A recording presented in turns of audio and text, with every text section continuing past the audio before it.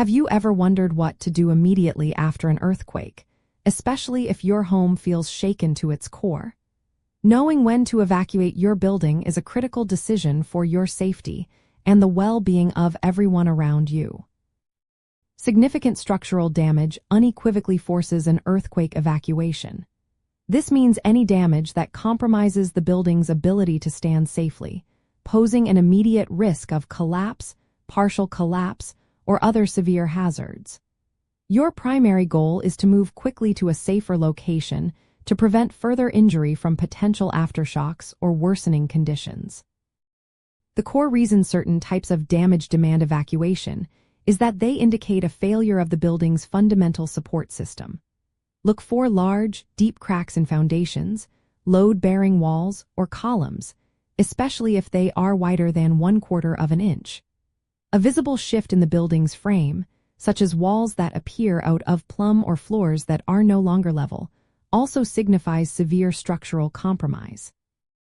Additionally, any rupture of gas lines, water pipes, or electrical systems that could lead to fire, flooding, or electrocution within a compromised structure immediately warrants evacuation, even if the visible structural damage seems minor. To assess whether damage is severe enough to force an evacuation, begin by prioritizing your personal safety. If you can do so safely, conduct a careful visual inspection, looking for those critical signs like leaning walls, significant foundation cracks, or visible sagging in the roof or upper floors. If you observe any of these alarming indicators, or if you feel the building is unstable, leave immediately and move to an open outdoor area away from potential falling debris.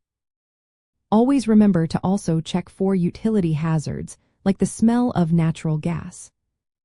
It is important to understand the difference between cosmetic cracks and serious structural issues. While small hairline cracks are often superficial and do not affect a building's integrity, a crack that extends through a wall, is jagged, or creates a visible step in the surface is far more concerning. Another key term is racking, which refers to the distortion of a building's rectangular frame into a parallelogram shape, indicating that the building is no longer square and its stability is severely threatened.